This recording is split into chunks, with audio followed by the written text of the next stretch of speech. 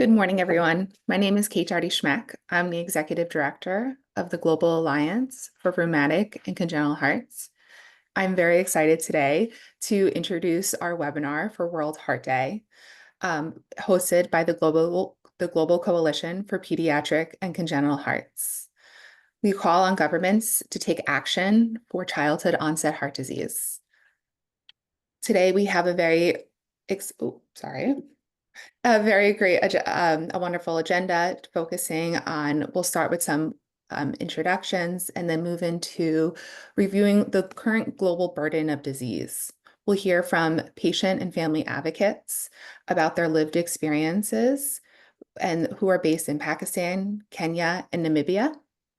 We'll have this session open for any questions from the audience, and then move into a case for the World Health Assembly resolution and more details about the Global Coalition for Pediatric and Congenital Hearts, including current resources that are available and how to access them and how else to get involved. We'll conclude today with some next steps and what to expect. But now it is my honor to present to you Babar Hassan, who will be joining today to present about the global burden of disease. Babar, I'll turn it over to you.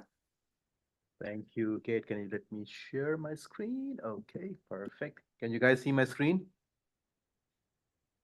Yes. Yes. Perfect. Yes. I'm just gonna set my timer on and go for it. So first of all, thank you very much, Kate and Amy and the Global Arts for giving me this opportunity to speak. It's a pleasure to speak about. I'm going to talk about the global burden of congenital heart disease, but also the challenges that kind of goes with the global burden in managing these patients. I don't have any disclosures, no financial association, and I want to acknowledge Andrea Beaton, Kathy Jenkins, and Bistra for some of the great slides that I'm using for this presentation. Over the next 15 minutes, I'm going to go over the global burden of pediatric and congenital heart disease, and then I'm going to dwell into the challenges in managing these congenital heart disease patients, because that kind of goes hand in hand. Just kind of talking about the global burden without talking about the challenges doesn't make sense to me. And I'll talk about the workforce challenge, the capacity to manage them, the lack of data that hurts us not only from an advocacy standpoint, but also from the standpoint of how do we manage these patients, and then the finances, which is a big elephant in the room. So what is the burden of the disease? So if I was to, classically what people mention 1% of, so 1 in every 100 kid who is born with a heart disease, and 1 in 1,000 with a critical congenital heart disease, which requires some kind of an intervention. So if one was to look at the birth rate of different countries, what is an alarming figure? Look at this: Pakistan, India, China, and Indonesia combined contribute towards approximately 45% of the total number of children born with congenital heart disease every year. So this whole notion that congenital heart disease is the disease of the rich nations is absolutely wrong. It is actually tied to the number of babies being born, which, fortunate or unfortunate, whatever you want to take it, is actually heavily burdened in the low to middle income countries. So it's very much the problem of the low to middle income countries. And what does one see? That not only the prevalence is high. So if you look at the yellow colors, the red colors, these countries are where the prevalence of congenital heart disease is high. But not only that, just in 2019, 217,000 kids died of congenital heart disease globally. 13.3 million was the prevalence, 18.6 million disability adjusted life years lost. 96% of these deaths and even DALIs, and I'll show you that, happens in low to middle income country. And then 70% of these deaths are in infants with congenital heart disease. So, if one was to talk about disability adjusted life years, and what would one see is that the red and the yellows are where the highest amount of disability adjusted life years happens because of congenital heart disease. And if you look at that, it is actually all burdened in the low to middle income countries. And it's pretty clear on this map. One of the arguments, especially when in countries like ours, where communicable disease burden is also there, and the funders are focused on communicable disease, is that congenital heart disease is not that much of a problem. And look at this: if you look at the low to middle income countries and the high to middle income countries, the cause of deaths in infant congenital heart disease has crept up. It is number one cause in high to middle income countries and number four in low to middle income countries as a cause of death in infants. And as the communicable diseases and the under five mortality due to communicable disease gets better and better, the congenital heart disease is going to surface. The incidence of congenital heart disease is constant. It's going to happen every year. 1 per 100 kid is born with heart disease. And as these communicable diseases burden goes down, the congenital heart disease as cause of mortality in those countries is going to rise. And I think what is interesting is that if one wants to look at the global map for under five mortality, what does one see? One sees that the countries where under five mortality was pretty bad, they have improved significantly because of some great efforts by the global community to control the communicable diseases leading to under five mortality. Well, what happens, and as I've shown previously, that now the congenital heart disease, which has always been there, is now surfacing as the main cause of mortality. And what is interesting is that communicable disease is something that one does not need a very highly complex team to deal with that. Whilst congenital heart disease, it takes at least 10 years to create a center of excellence to deal with it. So if we were to wake up now, you can imagine in 10 years, we will be literally catching our tails. We are still catching our tails. We will be catching our tails even more at that time. And the burden of disease is not just quantity. Look at this. These are the adults with congenital heart disease. These are patients who run families, who are married, who have kids. And when they get sick because of unrepaired congenital heart disease, the whole family, the normal kids, quote unquote, the so-called normal kids and the normal family members go into a poverty trap. So you can imagine that the burden is not just quantity, it is all of this burden also. The burden of comorbidities and complications. So even if you don't fix their congenital heart disease and they are living with it, look at these complications. And now if you are dealing with the congenital heart disease with these complications, the cost is just tremendous. So the burden is not just quantity, it is the complexity of disease that also exists in low to middle income countries. And if one was to talk about rheumatic heart disease, which also starts in the pediatric population as an acquired heart disease because of infection, the burden again is in low to middle income countries. And that is where the at-risk population, the 80% of the children live in areas which is endemic for rheumatic heart disease. So congenital heart disease, rheumatic heart disease, which requires complex care, is very much the disease of low to middle income countries. So what is when one comes or thinks about managing these patients, what is the picture when it comes to workforce? And look at this. The dark blue countries are where there is an extreme need-based shortage of healthcare workers. And again, where is it? It is concentrated in areas and countries where the disease burden is highest of congenital heart disease and rheumatic heart disease. And it's not just the fact that there is less health workers, highly skilled health workers. That's another big issue. And what brain drain does, the lower salary ensures that only the poorest talent is available because the more talented will go into private practice or leave the country. So brain drain or lack of healthcare workers is not again quantity. It is the high quality skilled workforce that you don't have available. And look at this. This is an example of that. Congenital heart surgeons around the world. Look at this. Congenital heart surgeons, if one was to look at the developing world, there is a tremendous lack of congenital heart surgeons. There are places on the map where the disease burden is tremendous, where there's only less than one surgeon per million population, congenital heart disease surgeon per million population. So not only is the disease burden heavy from a quantity standpoint, from a complexity standpoint, but the workforce to take care of it does not exist. Is there a capacity to manage these? This is just the example of Pakistan versus the US. Look at this. 150 centers in the US to deal with congenital heart disease being born, 10 in Pakistan, nearly 3,000 active physicians in pediatric cardiology versus 30 to 35 in Pakistan, and 8 to 10 pediatric cardiothoracic surgeons. And if one was to talk about infant and neonatal cardiac surgery, these numbers will exponentially drop in our part of the world. So there's a huge dearth of center of excellences to deal with it. This survey about interventional cardiology, look at this, nearly 60% of the programs had less than 2 interventional cardiologists, technicians, or nurses to do the cases in the developing world. So the center of excellences do not exist. And again, in a high burden, in a high complex place. Now, when one wants to talk about data, is there data that we can use for advocacy? Is there data that we can use to improve our care, to create our own guidelines? Look at this map, So countries where the problem exists, the yellow is where there is no data. You can see no data on the right-hand side is the data availability, and you can see countries where the socioeconomic status is bad, where the problem exists, where the burden is high, there is no data in those countries. And with all the buzzword around machine learning, we did this very interesting review of machine learning papers published in pediatrics across the globe. Look at this.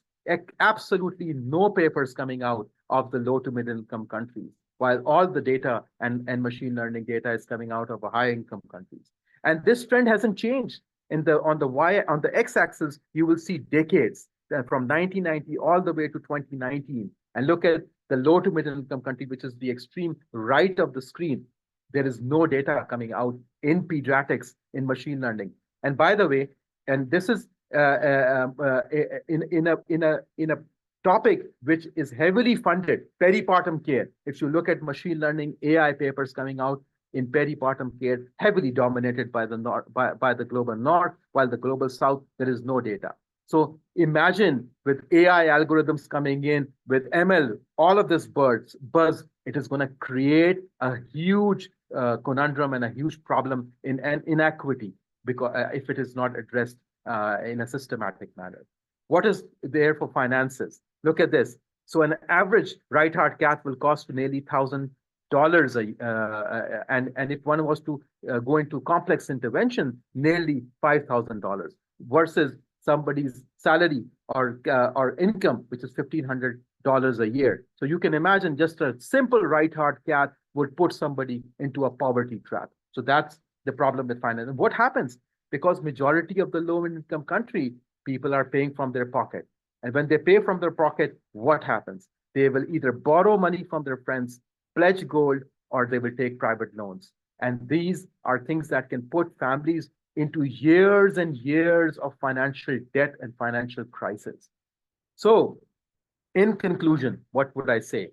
The healthcare paradigm in low to middle income countries, the available resources are limited. They are limited in human resource, in financial resource, and in others. And there is a lack of specialized centers and the complexity or the burden of disease is tremendous. And the number of patients, not only in number of patients, but also the complexity of disease that we see in these patients.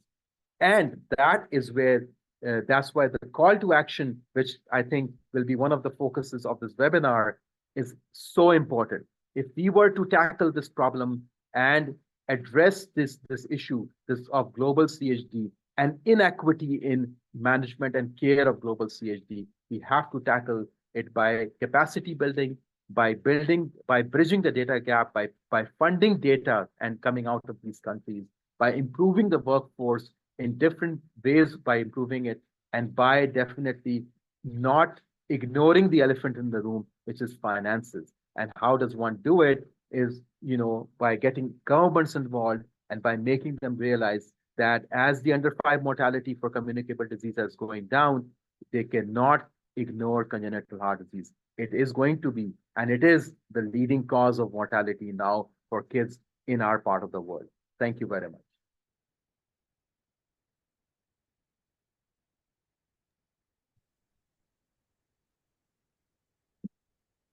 That was a Thank you, Dr. Hassan. That was a great presentation to learn more about the global burden of disease throughout the world. Now we turn to our panel to hear from our experts who are living with this every day. It's my honor to also present to you and introduce Amy Verstappen from Global Arch. Amy, I'll turn to you to introduce all of the panelists. Great. And can we make it so that we can see the panelists on the screen? Yep, they just have to start their video. Great. Okay. My video is saying it wouldn't start, so. Mine too.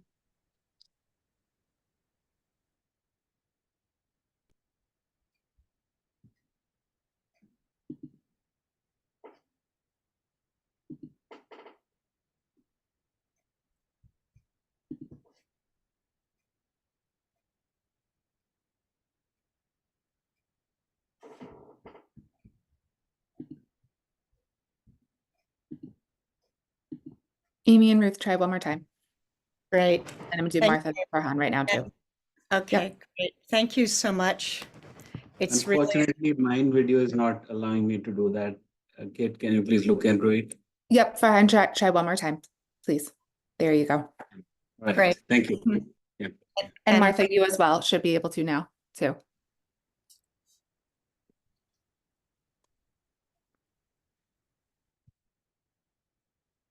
There she comes. Well, it's really my honor to be here today with our three panelists, all of whom are founders or co-founders of their exceptional organizations.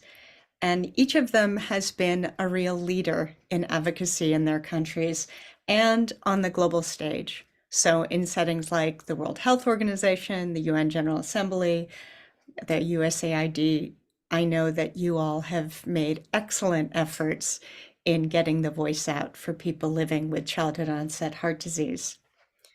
So I want to start, if it's possible, I was going to start with Martha, but I see that her screen is, I'm going to actually then start with Ruth. I know Ruth, Dr. Babar gave an excellent overview of sort of the challenges in Pakistan. And I'm curious, how does that compare in your experience to Kenya? Can you give us a little description from your point of view in Kenya about are those challenges similar and what is the overall access in Kenya like for people with childhood onset heart disease? Thank you so much for your question, Amy. And I would say that a lot of things are similar to what is happening in Pakistan in Kenya, because we have now the bridging from mostly education in the lower levels, because recently our country is starting a new insurance scheme whereby they are expecting the members of the public to endorse the primary healthcare system, but it was prematurely enrolled. Hence, everybody is supposed to start from their local hospital where there's no capacity for congenital pneumatic heart disease, because they can barely diagnose. They don't have even the equipment to do the diagnosis. So that was led to, inaccurate data that maybe they corrected from their findings so that they can propose that type of insurance, which is also part of what Pakistan shared. We also have a challenge with now the healthcare providers. We don't have many of them on the ground. And also the patients cannot afford the care that it comes with that, because it's very expensive to have the echoes done. It's very expensive for the management process. So that also relates to what Pakistan is going through. And I would also say now the willingness of the government to help with the bridging of the gap and also the referral process is very wanting, because they have not put into process like what to do if the primary healthcare system does not work. So there's no clear path on that. So it's something very premature. It's actually starting today officially in the country, but there's a lot of tension on the ground. But so we are waiting to see what happens. But the part that I'll maybe say as a good thing for us is we were able to advocate for the inclusion of a lot of surgeries, cardiac-related surgeries, which were able to be featured on this health insurance scheme. But now the catch is the process for you to gain, to have access to these monies is very tedious. It's like a 15-step process that you have to go to 15 different institutions, which makes it very tedious for the patient. We are yet to figure out what to do. So yes, they are similar. Got it. And it sounds like, just to be clear, there is some families are getting some reimbursement for surgeries, correct? And that was an advocacy win? Yes, we are getting some support for the surgeries, but we are yet to see it happen. It's on paper, but it's not yet. It's starting like literally today is the Wow. first official day, so we don't know what's going to happen because the public is against it. There is, people are rejecting it, and we don't know what happens. Got But it. yes, that was a success. So thank you. That's a really good comparison, and congratulations on the advocacy win to Thank get you. some of it funded. And it sounds like there's lots of work to do. In that other end, you're really highlighting the challenges, what has to go along with that to make that successful, which Yeah. Dr. Robert talked about too. I'm going to actually take you back in time Okay. because if you can talk a little bit about your journey and how you were able to access care, because it's a little bit different than what it would be now in Kenya. So can you tell us a little bit about that? Yes, sure. Thank you so much for your question. I was born with congenital heart disease, and back then it was in 1990. I was born in 89, so I was diagnosed after 6 months with congenital heart disease, and it was really hard for me to get the services at the time. I was referred to the national hospital, but they could not do surgery on me because they didn't have the capacity then. So what happened is I kept going for my follow-up clinics just for the management. And luckily there were visiting doctors from the US that came to just see who they can help. And I was lucky to be picked as one of the children. So that is how I got lucky and went to the University of Maryland Hospital. Remember, this time we were very low income, and my parents were struggling with, the news of my diagnosis. The doctors, they were just like, we don't have much we can do. She's still very young. We don't have the capacity to do these surgeries in this country now. So that is how it all started. And after my first surgery at the age of 4, I went back to Kenya, whereby now I had to live with I had 4 holes in the heart, and I also had a hole in the mitral valve. So they repaired the holes in the heart and left the hole in the mitral valve. So I had to live with the hole with the mitral valve until a later age when it shall be corrected. So the management for this was very challenging because it needed now the specialized care, which was only available in the capital city. And I was living in the village. So you can imagine now the transport, organizing everything. And fast forward, I was able, to deal with that, and my mom was able to take care of that. It was not easy because I have siblings, and I was living with my paternal grandmother. So yeah, it was not an easy one. And then fast forward to 2001, when I needed another surgery now to correct the valve. And then I was developing like a growth in the aortic valve. That's when now the surgery became, emergency, and I needed it as quickly as possible. But we did not have these resources. So what we had to do is we had to fundraise. And by fundraising, I mean like going door to door to people's homes, requesting for support, going to churches, requesting for support, going to schools, requesting for support. And even after doing all this, the money could barely even get to half. So we've involved the society, we've done everything in our power. We've gone to hospitals, churches, everywhere. But you see now the challenge of funding was really tough, because by then the government was not helping or covering any of the treatments. So it's a journey that has been there over the years. In the previous, the insurance fund that was there before this one, that is the newly introduced one starting today, at least they had started covering up to $5,000, which is 500,000 Kenya shillings, of which now the parent, that is about 30% of the cost of surgery in the country. But then also you find there is no access of these surgeries in the country. So what happens is we have many of the patients have to go outside of the country. Mostly they go to India for these surgeries. And the referral process is, that one we had figured it out. It was not as long, it was 6 steps. And they were just able to go. So you find like the same story repeats itself. You have to get more money, you have to get ticket money, you have to get the top-up money. So all these challenges that we have to, we have to deal with congenital and rheumatic heart disease. Thank you. Yeah. It sounds like a hard journey, but at least a little bit of success in Yes. country. Farhan, I'd like to invite you to speak next. I know that Dr. Babar gave an overview of Pakistan's situation, and I know your organization is doing a lot to help the situation, but if you could start out talking about your family's journey and also how you've honored the legacy of your daughter who was born with congenital heart disease.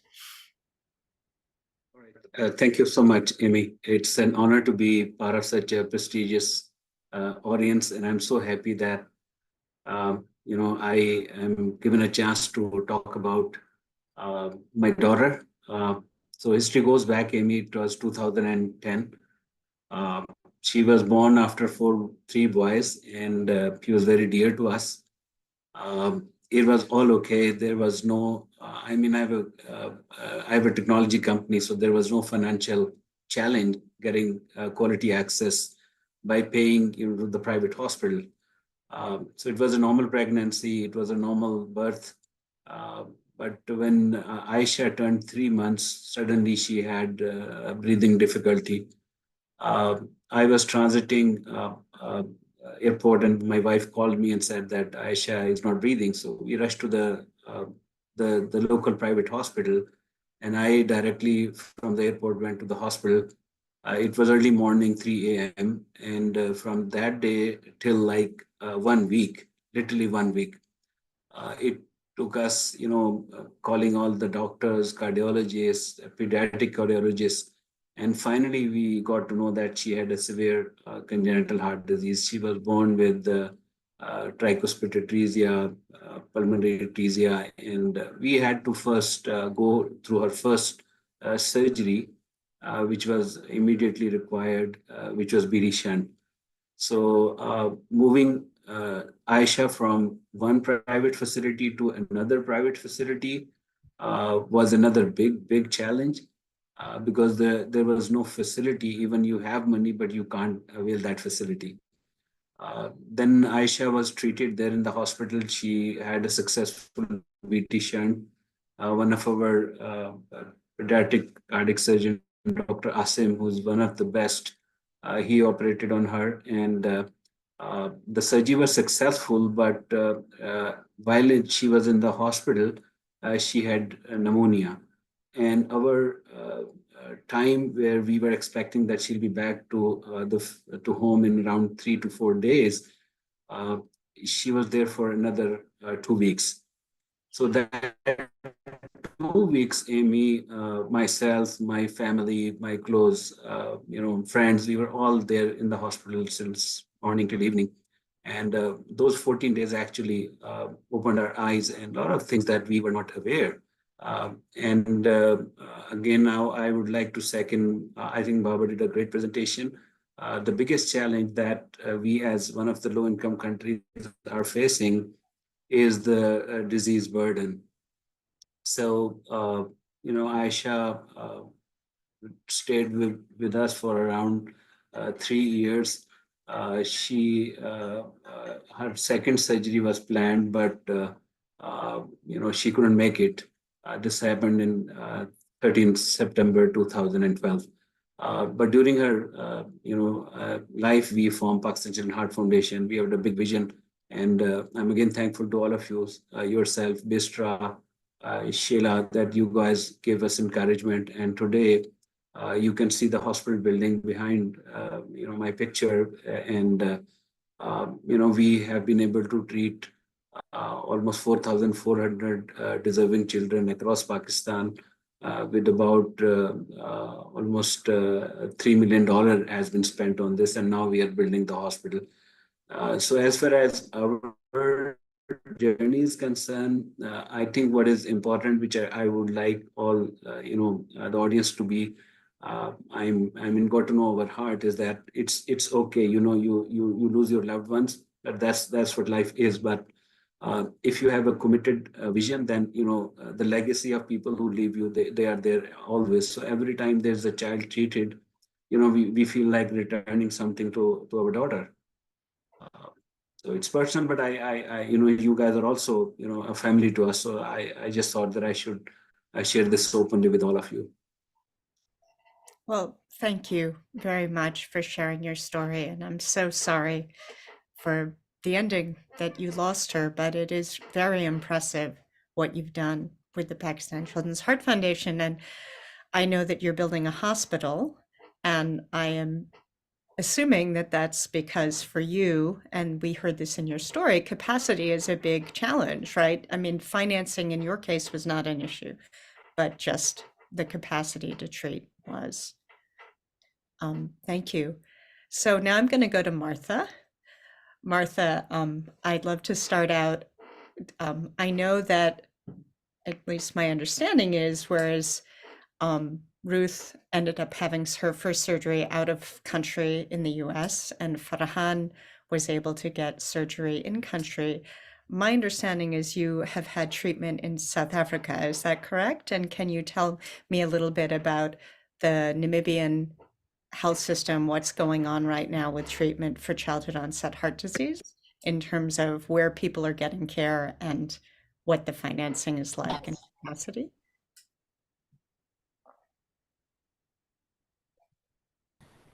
Hi, Amy. Thank you so much. Thank you, Amy and Kate and the Global Arch for the opportunity to share my story.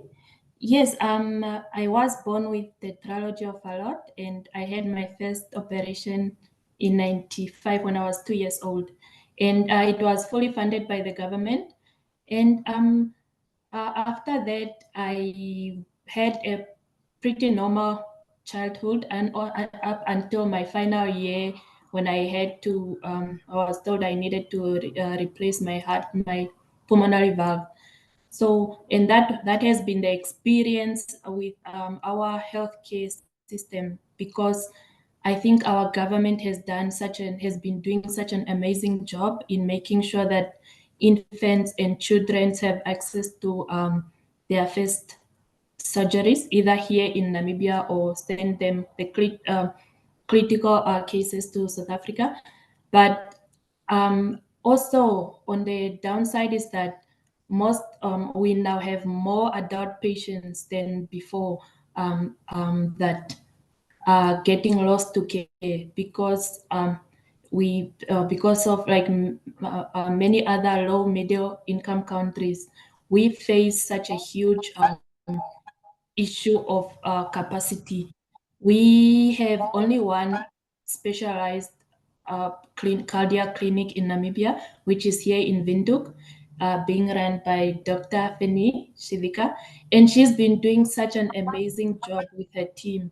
But either way, it's been very difficult because most patients are getting lost and as they are growing into their adulthood.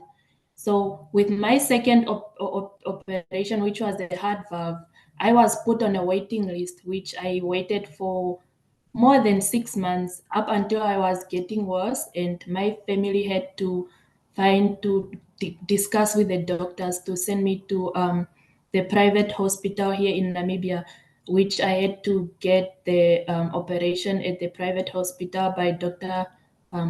Dutoit. So, and that's the experience, because that waiting list keeps on getting long and longer, and for adult patients it becomes difficult. And but either way, we still I think we have a long way to go, considering that before we never used to have our operations here in Namibia. And I think that's the part of our government, considering that our government is the sole funder for all the operations that are happening apart from the private hospital. So I think they've been doing a good job, but still there's a long way to go. And recently I had melody valve done in Cape Town, which I had to do on private. But that was my own option because I can't have it here in Namibia. Dr. Feni Shivika was helping. She's been such a gift here, but it's also been very difficult because of the shortage of skilled health professionals. I think her team is really small to cater for the population that our country has. Yeah, thank you. Got it. Now I wanted to follow up in terms of, I know the hospital in Windhoek is there. I know Ruth talked about the challenges for people who just are in villages, not able to get care. Was that an issue in your journey? Was that something that your family struggled with when you were small, or was that not a barrier for you? I'm sorry, Amy, I didn't get the first part. May you please repeat again? Sure, my apologies. I was wondering about your initial access to surgery in terms of traveling for care. I know that Ruth had mentioned that one of the challenges in her journey was living in a village. There's the transportation costs and also maybe some barriers to get there. Was that an issue for you or not? Do you see that as an issue for patients in Namibia in general? Yes, it's a very big issue because the Windhoek is in the central part of our country, and a big part of our population they live in the village, which is plus minus 700 kilometers away from Windhoek. So I have lived my whole life in the village, and I have five other siblings. So for my mom to accompany me to my appointments to Windhoek, it would take maybe a whole month for us to travel to Windhoek, which can be costly, and it also affected her looking after my siblings. So she had to rely on our community to take care of my other siblings so that she can take care of me when I'm in the hospital. So it's still happening because, like I said, we only have that one clinic here in Windhoek, so patients has to travel a long distance, and it's also very difficult because, especially for patients, like if you have had a heart condition, like traveling and sitting for such a long distance can also affect your body or your condition. So it's something that needs attention. But yeah, we have communicated the road letters to the government. They are aware of that, and like I said, they are doing their best. But I think it's one of the main things that needs attention here as well. Thank you. And I wanted to end, and then we're going to go into the question and answer. And this is sort of my question for you, and it's a challenging question. Each of you have talked a little bit about the advocacy work that you've been doing with your organizations in terms of, and Farhan, let's start with you.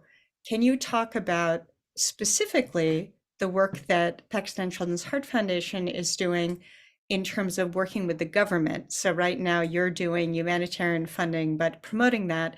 And I'm going to ask you a challenging question. If you could get the government to do one thing first, what would it be?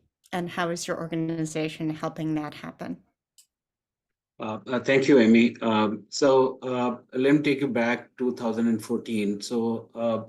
When we used to do the bicycle ride, and the first thing we did at that time, we invited the Minister of Health, our province, and he was part of the event that we did.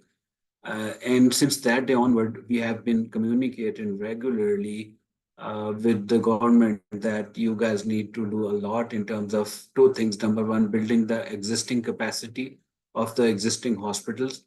And of course, you need to do universal health coverage. And we've been very lucky that during this time, there are three different governments which have been, changing. Earlier, it was another political government. This time, it's another political government. The good thing which has happened that the previous government, they introduced universal health coverage where you used to pay the surgical cost of the treatment happening in different private hospitals. There were a lot of challenges. Earlier, congenital heart disease was not part of it, but then we did regular, emails, letter writing, meetings, and finally they agreed on, including the congenital heart disease surgeries in that universal health coverage. There were challenges that they were not used to pay the complete amount, but at least it was like 80-90%, which actually give the families a lot of support. And then the remaining 10 to 12, 15%, an organization like ours, we supported and made sure the system should work. This time, the government, which was not there 5 years before, they came and we had a lot of meetings with the chief minister. And I'm very, very happy in sharing that today the government has recently launched a chief minister congenital heart disease health card, and they have enabled not only the public hospitals. So what they're planning is that they will double the capacity of public hospital by giving some additional compensation to the surgeons and the team. And in addition, they are going to support the financial hospital expenses for the private hospital as well. So I think this is really, we appreciate the existing government and the previous government setup. So what is going to get out of this? So earlier, the whole province capacity was probably 4,000 procedure. But with this, we are hoping that it will double the capacity from 4,000 to 8,000 in general for the yearly capacity. One thing, if you ask me, and I think I would suggest that they should keep congenital heart disease on the priority list, like they do for other non-CHD issues. For example, diarrhea or any other thing where they can spend 100,000 and they can treat 100,000 different children initially. But of course, congenital heart disease is to us is similarly important. Like a child born with CHD has the same right to live like any other child born with any other disease. So that's what my take would be. Thank you. Ruth, I wanted to follow up with you. I know, and we're going to have to be brief because I want to leave time for questions, but you talked about this win that you got, which is the funding, but you're concerned that it's going to be kind of a disaster as it goes in. What would you have the government, like if you could make the government do something right now to help fix the situation in Kenya, what would you recommend? I would certainly recommend capacity building on the lower levels of the primary health care insurance that is going to start, because that is where, most patients, that's where they go first. And also they should streamline the referral process from there, because most of the times, most lives are lost because they don't know what to do next. We are trying to bridge that as an organization, and we've been trying to go to meetings with let's say like the clinicians offices, conferences and nursing conferences, and we've been trying to be the linking partner between now the diagnosed patients and the next steps to take, because no surgeries can happen in these tertiary care levels, so they need to be guided to the top levels. Yes. Great, thank you. And Martha, what would your one thing, I'm not sure if you're still able to be with us. I know your internet has been a little dicey, but what's the one thing? I know that you've been working closely with Dr. Shidika, and I know that you've been really appreciative. So if you could have the government make one change right now, what would you prioritize? I think I would say capacity building. I think one of the is for Namibia, we need more skilled professionals to help with the team, especially to help with our population that we have to get all the patients access to care. So, and also maybe for the government to invest more on the resources that they health professionals needs in order to help with managing those cases. So yes, I think definitely capacity building. Great. Right. Thank you. Oh, to all our, oh, I'm not sure what's going on. There we go. Thank you to our panelists. I'd like to open it up to questions now. You can type your questions in the Q&A.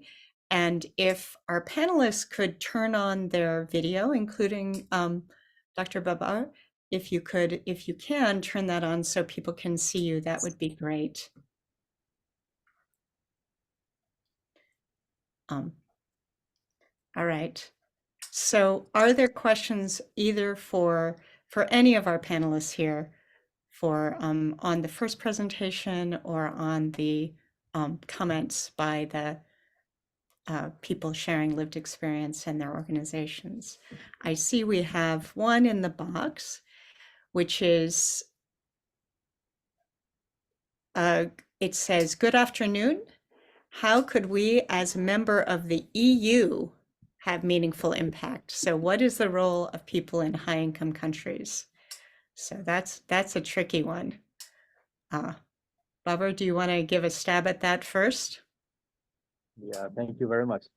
I think, Amy, what's the important role is to really, those 4 call to actions that we have, capacity building, data bridging, the data gap, finance. There's a lot of power that the high income country advocacy groups have on the funding agency. It's a fact. We have to accept it, and I think even many of our governments will do if the WHO tells them that it's day outside, they will say it's day outside. And I think that also is a fact that we have to accept. And I think that is what the high income country, advocacy groups can do, is to really not sympathize, but empathize with those living in the developing world. And when that empathy happens, is then the advocacy will be very strong, and that push will be very strong. It's not going to be then a tokenism effort. It's going to be an effort that will overcome all the challenges as if they are treating their own child. Great. Thank you. I wanted to add my own comment to this excellent question, if I can. We will talk about this more later, but one of the things, even though the resolution is focused on low and middle income countries, at the WHO, all of the countries have a role in moving forward resolutions. So one of the things we will be wanting from participants and coalition members, if you can do it, is help us connect with your government to get support of this resolution. Also, for example, in the US, we do give a lot of foreign aid funding through the USAID. We know right now that there has not been sufficient attention to congenital and rheumatic heart disease. I imagine that I know that in European countries as well, there are collaborative efforts with government in low resource settings, and that's where we all can be building awareness that this is an issue in a global way. Would anybody else like to add a comment to that excellent question? All right, we've got, I think, another couple of questions here. Here's a great one. So for each of you, here, I'm going to read it. Let me open it up again. What messages or stories or data have resonated most with your government officials to move forward in building the capacity that you mentioned? So what do you find works with government? And I'm going to... Can I take this question, Amy? Sure. Yeah, absolutely, Farhan. All right. So it's a coordinated effort. And I think the first thing is involve them in any capacity. I mean, be it a small event raising awareness about CHD, That's number one. Number two, your social media presence should be very, very strong. Tag them regularly, showing the numbers that 1 out of 100 incident is so big and there are a lot of queues available. Third thing is have them visit the hospital facilities or any place where you are able to give treatment to the children. Because these political people, they like to have photographs, which is fine. I mean, whatever they believe is required, we do that. And lastly, I think in return, what are they going to get out of this whole exercise? So a health card or anything which actually recognizes their effort and quick wins also. And lastly, I think what we mentioned is that it's very rewarding. If you treat a child timely, and as Babar mentioned, that it'll be there for life. I mean, the child will be a value addition to the society, and the financial burden that he and his family was later on, he's the one who's going to take care of, once he's a normal human being. So that's my take, Amy. Great, thank you. Ruth, I want to call you on the spot because I know that in Kenya, you've done a lot with coalitions and going in with coalition messages that you've found to be successful. Can you comment on that? Yes, I can. Thank you so much, Amy. For sure, in Kenya, what we have learned to do, or what has worked for us over the years, is partnerships and coalitions. That is how we are able to come together. We partner with the Ministry of Health. We partner with the Non-Communicable Disease Alliance of Kenya. We partner with the Kenya Cardiac Society and also any other patients organizations that or any other charity organizations that are working with the heart condition, with people living with heart conditions. That is how we are able to influence change. We are able to go to the decision makers because we're able to get these appointments, because all of us try. We say we want to go to the NHIF, which is a national health insurance scheme. So all of us try to pitch for a meeting. Whoever gets a meeting, they go as a team. So that is that is what has worked, and that way decisions are made collectively, and that is how that has worked for us in Kenya. Thank you. Great, thanks. Martha, what has been the most persuasive message in your experience in Namibia? Do you have anything to add? And then I'll go to Babar about that.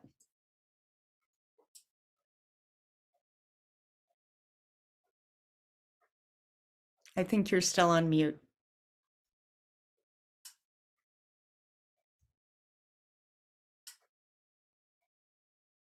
All right, while she's figuring that out, Babar, can you comment? What have you found to be successful in your advocacy efforts to be a persuasive argument? I think I agree with Farhan that one has to really, there's science behind this, I think. The science is that you understand what's the skin in the game that those decision makers have. And one has to figure that skin in the game. That skin in the game may be very different for everybody. It may be somebody just wanting to get a picture out, somebody needing, somebody has a kid with heart disease. Some of the celebrities or even government officials have a kid with heart disease. And so once you figure that out, it's a multi-pronged approach. And I think that is what is important, is that in your advocacy effort, in your context, in your country, figure out who the decision makers are, figure out what their skin in the game is, and then tackle them from every angle. And I think that's social media, that's whatever, tagging them on social media, all of that. So there's not one solution to this, I would say. Great, thank you. There's one final comment that came in. I know that I want to address it briefly before we move on. We talked a lot about capacity, and we talked a lot about universal health coverage and workforce, but the issue of screening has been sort of implicit in what you all have been talking about. I know, Farhan, it sounds like your daughter was not diagnosed prompt. Any comments that any of you have about the adequacy of screening for congenital rheumatic heart disease in your country? And has that been an issue that you're working on to improve? Any comments on that? So Amy, we have been talking to the local pediatricians. So what we did, we arranged seminars for local pediatricians multiple times in our province, where we highlighted the need of early screening. Then we do some screening camps as well, but therefore, like, grown up, not really at the time of birth. And of course, we have been talking to the local governments again and again, pushing them that all children hospital facilities should have these kind of, initial screenings available. So that's what we have done as of today. But again, if you look at the priority, then maybe this comes very least to the globe, to the disease burden overall these health systems has. But yes, we are doing our part, and we'll keep on doing it. And just one final follow-up question. I'm curious. I take it that Pakistan's government does not have a policy or a recommendation to do pulse oximetry screening. Is that correct? It's not Babar, a I think government I am policy. not aware. Maybe Babar knows this. Babar, do you have any idea about this? Yeah, so no, there's no policy for pulse oximeter screening.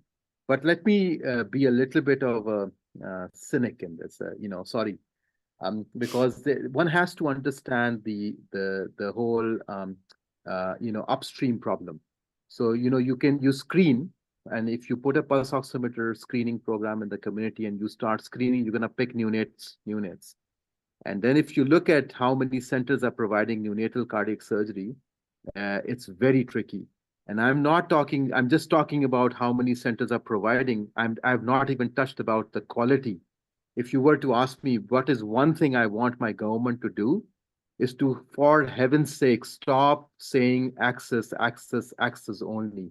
We have to say access with quality, because if quality is compromised, if you look at the Lancet Health Commission's report, poor quality care is the prime reason that people in developing countries don't trust their health systems, right? So access without quality is unethical. It is wrong. It will cause more harm. It will cause more damage. It will cause more cost of care. And one has to be very, very careful about that. So if we put something like a community screening program, we have to understand the care pathway, because just screening somebody without a care pathway in itself is the major problem, and people will say, oh, you know what, at least you are giving them a diagnosis. No, you are then giving them something and then taking hope away from them. So I think it's a bit of a tricky situation. Absolutely. Thank you for that comment. And I know the ethics, not just of quality, but I know in the US setting, it's considered very unethical to diagnose if you don't have a pathway identified. I know that this is a discussion that is had globally in terms of we need the data even to make a case to the government. But I think that's a very powerful argument that to say to a family, your baby has this thing and it could actually be treated, but we don't have the capacity to treat them, is pretty devastating. I want to turn it over now to our next speaker, which is Biselva. So thank you so much to our panelists. You've been wonderful. And I want to remind people that if you have more questions, type them in the box. We can answer them online.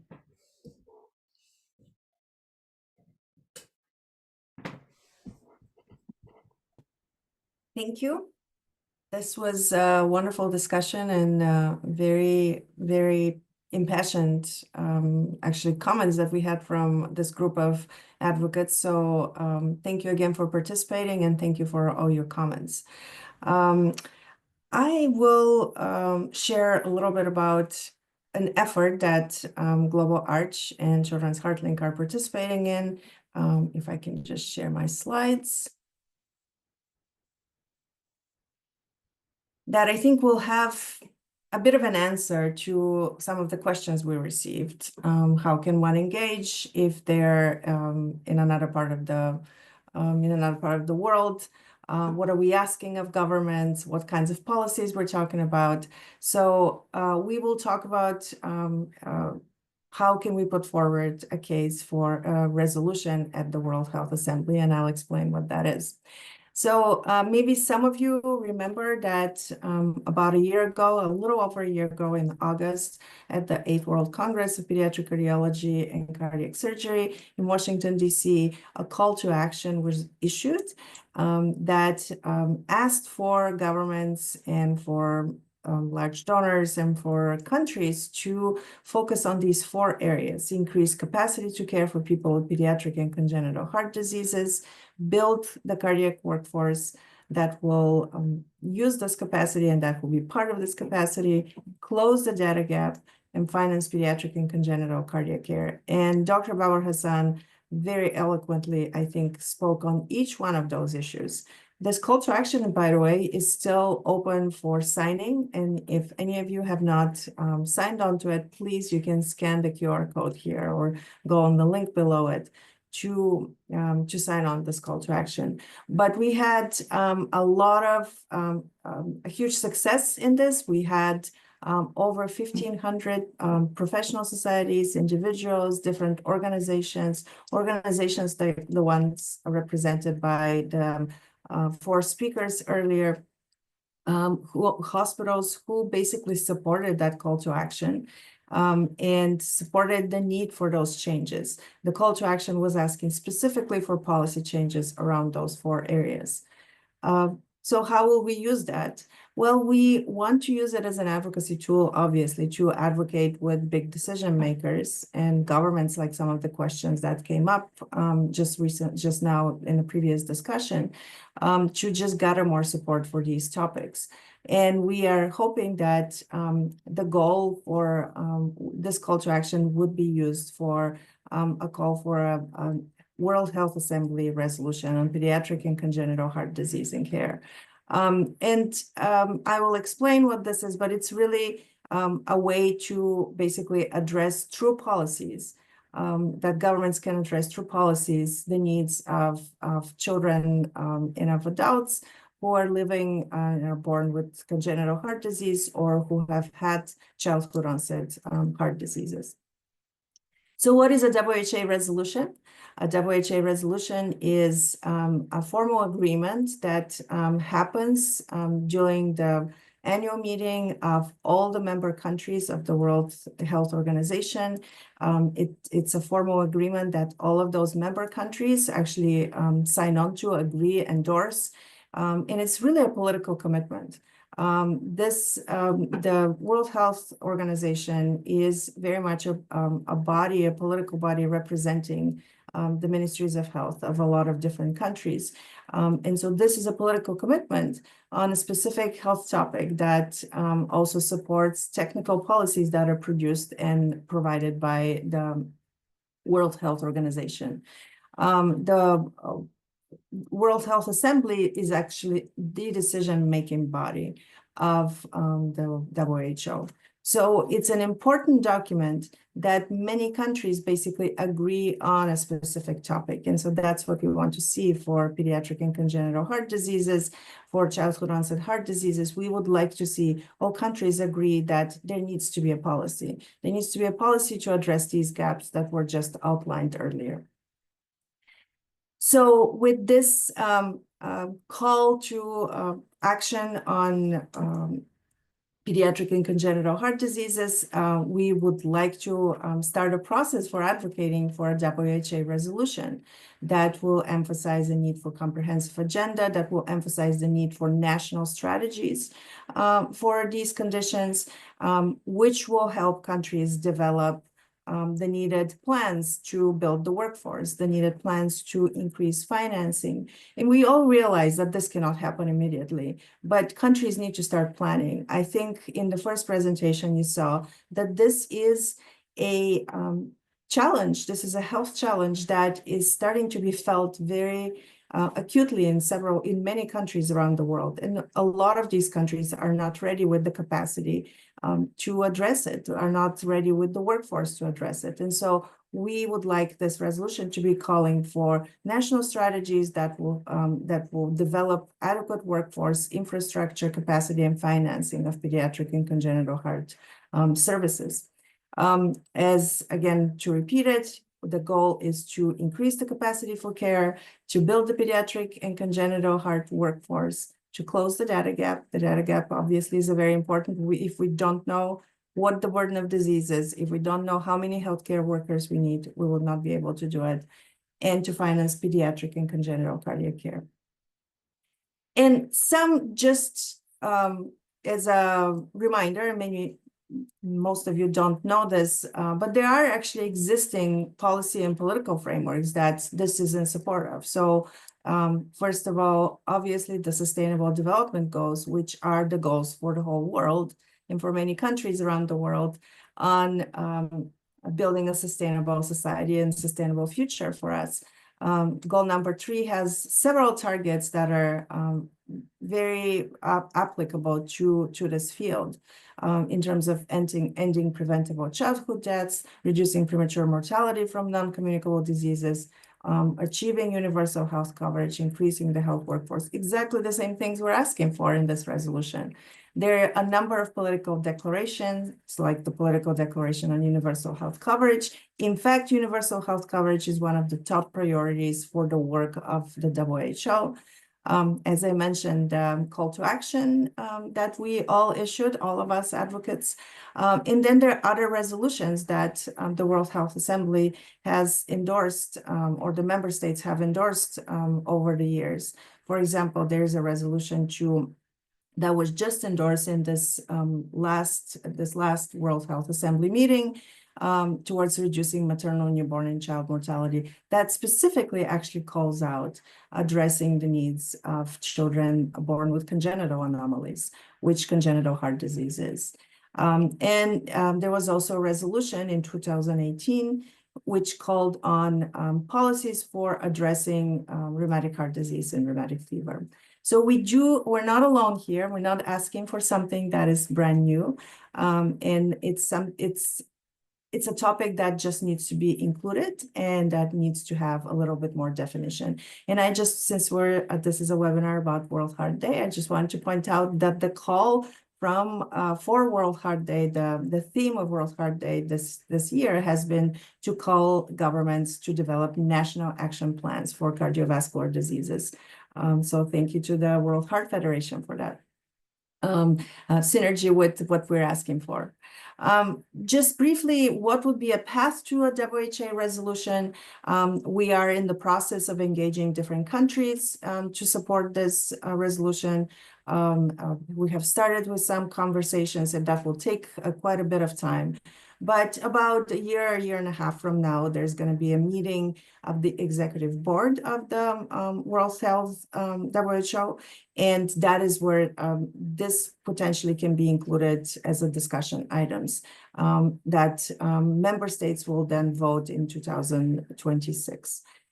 So we are asking of all of you here and everyone who is close or who is talking to their governments to really start thinking about how they can get in touch with them. And I believe Amy will talk a little bit about our efforts afterwards. But this is typically a process that a WHA resolution goes through. So Amy, I think you should turn on your camera and microphone to just share about our efforts with the Global Coalition for Pediatric and Congenital Hearts. Thank you, Bistra, for going over that process. I know it's often confusing, and you made that very clear. So the Global Coalition for Pediatric and Congenital Hearts, as many of you know, emerged in 2023. So Bistra talked about the call to action. We did some directed advocacy meetings at that time to get this kicked off. And then we decided that we were going to form this coalition to take this energy forward and to specifically focus on improving access to care in those 4 ways in specifically low and middle income countries. And that led to our focus now on the resolution. Currently, the coalition has 124 members from 44 countries.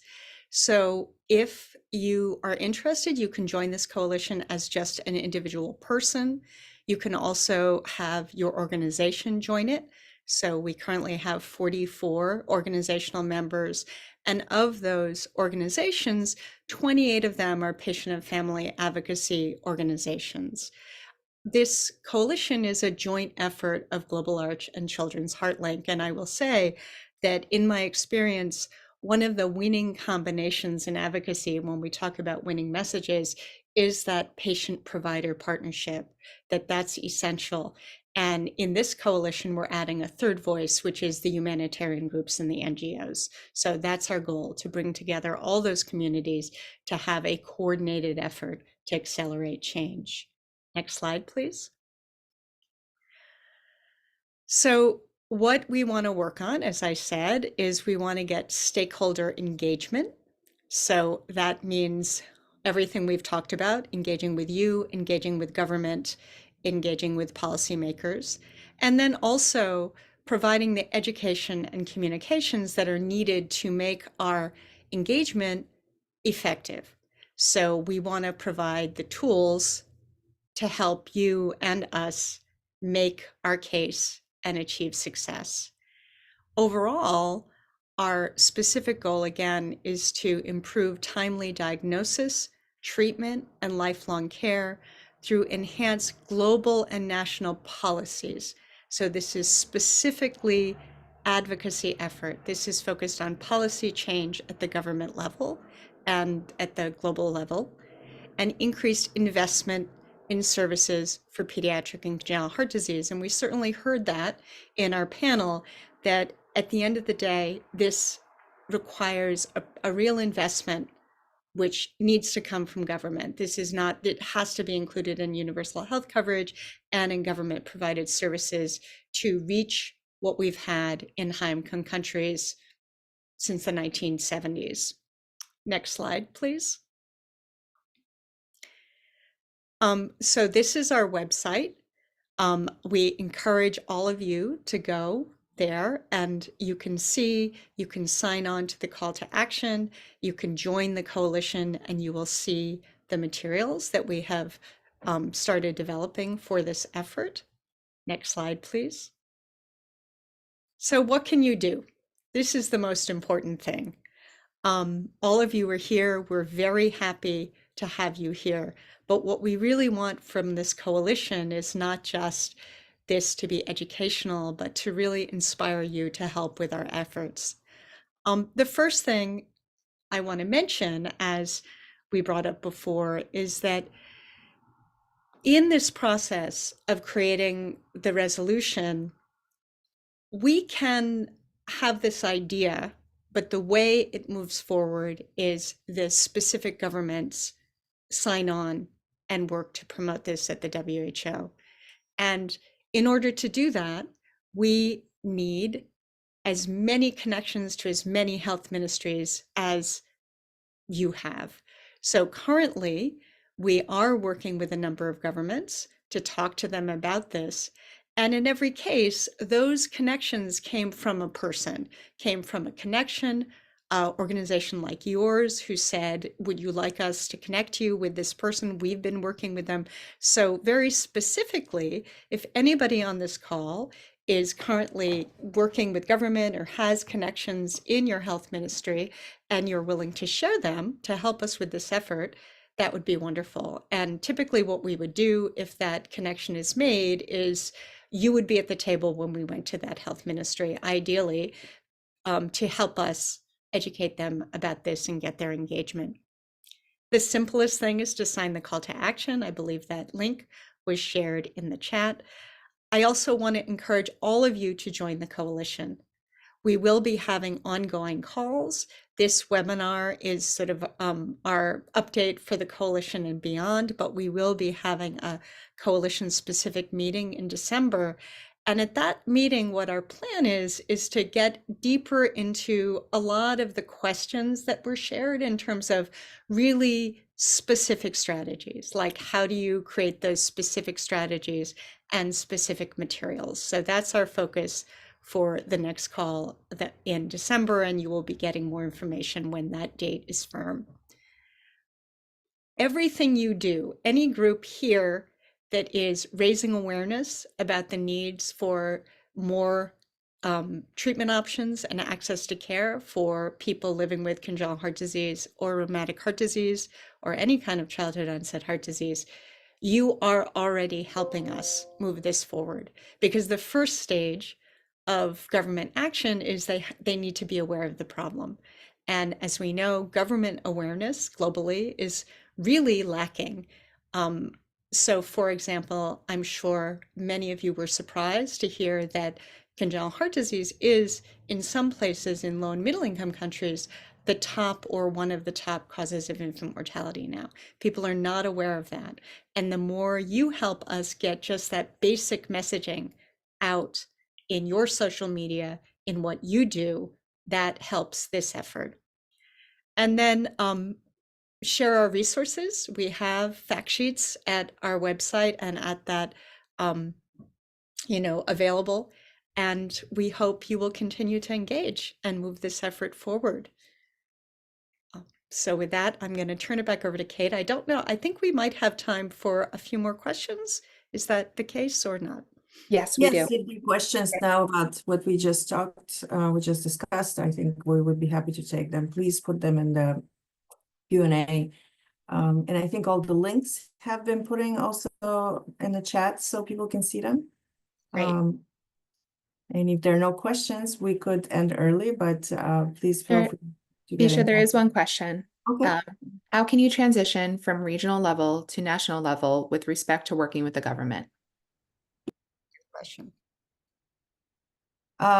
So I think that I wonder if Babar and Farhan would be, or have we lost Farhan? I think so. Yeah. So that's actually a good question that I wasn't thinking about how we could specifically do that, because we were talking about transitioning from global to national. But the steps are not much different. It really depends on a country and what kinds of policies exist at a regional level. Sometimes states or provinces or subnational administrative units have their own policies that can be that need to be implemented, and those always come from a national guidance. And I'll just give one quick example that, for example, in India, there's some national programs and national guidance that then goes down to the Indian states, the individual states, and those states then implement them independently, even though through the guidance of the government and with some financing from the government. I don't know if Babar, you have any comments on that. Yeah, no, thank you very much, Bisra. I think what I understand of the question is that if there is some regional effort, and how does one take it at a national level from a small effort into a bigger one? And I think the key is, first of all, is to kind of get a lay of the land. For example, who are there other kind of NGOs or other people working in that whole, kind of congenital heart disease arena within the, within your country, and then connect to them. Once you connect to them, there's another phenomena which at times occurs, and I think this is human behavior, is not to compete. There is nothing to compete about, and if we think about it as a collective communal responsibility, and that's something that we've started using this term in our country now, that, this is a collective community responsibility. Every kind of group that is working in their small silos will come together. And whether that is a philanthropic group, whether that is a small government organization working on it, or a patient-led organization, or even a small institution working on it, once they come together, that activity happens. And I think that's one of the things that we have started doing.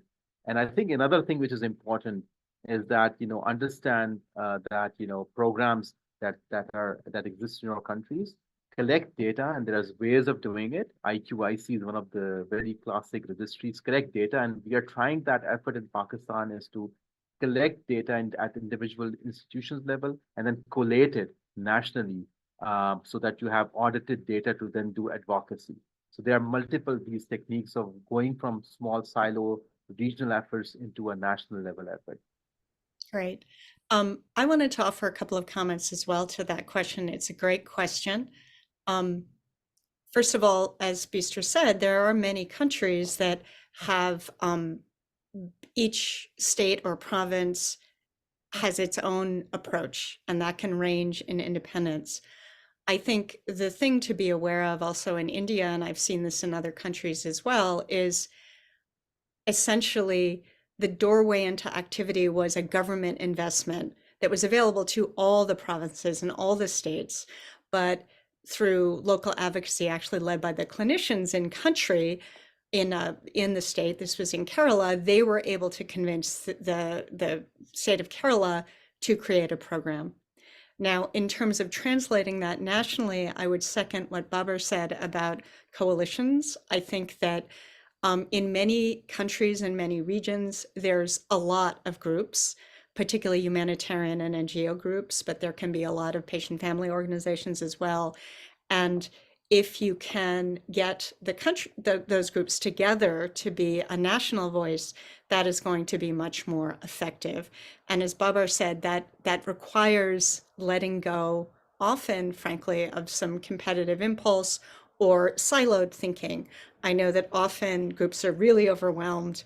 They just do what they're going to do. They don't have a lot of bandwidth. But one of the reasons I deeply believe why essentially this needle, globally, the bottom line on access to children's heart surgery and then lifelong care for childhood-onset heart disease, the needle has not moved since I was born with CHD in 1961 globally. It hasn't moved. And the only way it is going to move is if we come together as a community. I think that, in a nutshell, is the goal of the coalition, that we've started with this effort, but we really want to build a community of people who can promote this idea. Other more questions, I think. One is if there are any European countries supporting the coalition, and I believe we have some groups that are from Europe, but we are hoping for government support, and so we will be reaching out to different governments, really across the board. Because I think we are showing that this is a universal issue. The gaps may not be universal everywhere, or they're different in different regions, but the issue is universal. Some of these diseases exist in the same rate in different countries. One question is, it's clear that heart disease needs a collective response in communities, countries and regions. As Global Arch, are you able to help unify resources, skills, and regions instead of competing? For example, Africa. Amy, do you want to answer that? Sure. First, I just want to go back to the European question and the question of equity briefly. I want to highlight that even as we focus on accelerating change in low and middle income countries, Global Arch really understands that there's profound health inequity globally. And our mission is addressing that globally. And we know that that exists in rich as well as poor countries. And even in rich countries, there's significant challenges with access to care, with particularly costs of even transport.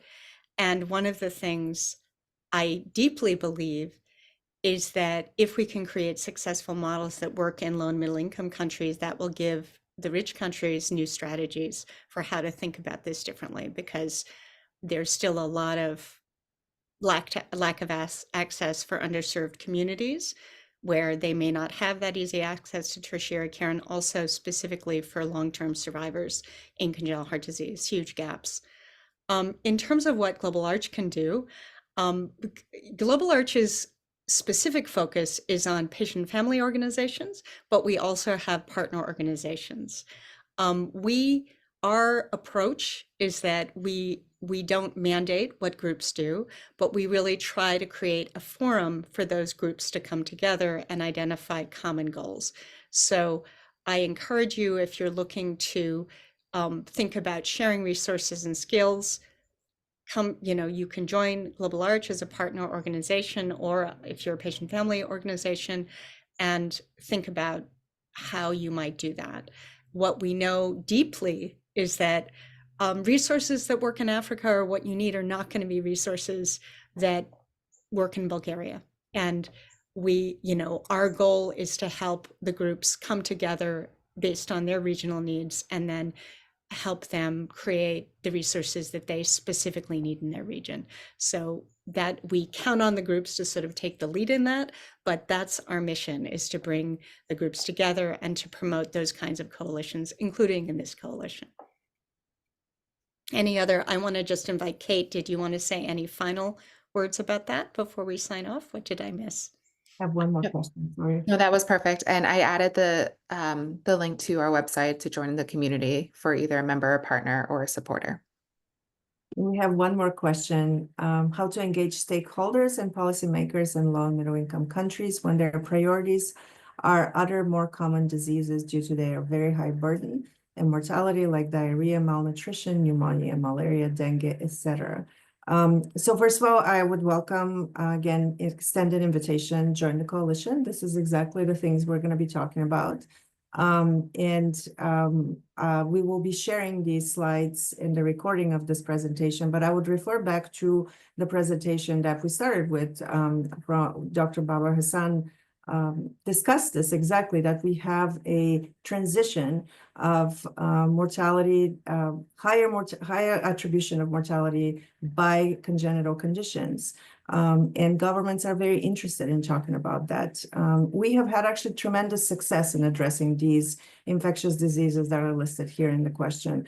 And that means that we are going to see a significantly higher burden from non-communicable diseases and congenital conditions like the ones we're talking about.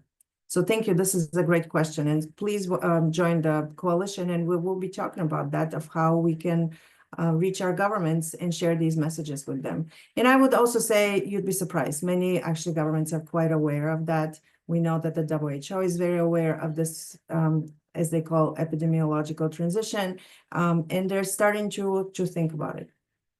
Absolutely. I just wanted to add, there was a resolution that was passed, to note again, about specifically birth defects. So there is starting to be more awareness, certainly at the WHO, about the burden of birth defects globally, and also specifically, governments are required to report, essentially. Everybody has a target of lowering infant mortality. So there's lots of, I would basically back up and say, this is the challenge. The challenge is, how do we get government to pay attention to this issue that they have not? But when you can tell people specifically the burden of infant mortality, that tends to be a winner. There's other winners too, but this is the message that is very compelling. Any other comments or questions before we end? I think that's No, it. thank you. Thank you everyone for attending today, and we will follow up with the recording for this webinar, as well as the resources that were shared in the chat today. Please reach out to Global Arch or Children's Heart Link if you have any questions or want to learn more about how to get involved. Thank you everyone, and thank you to all of our speakers today. Thank you.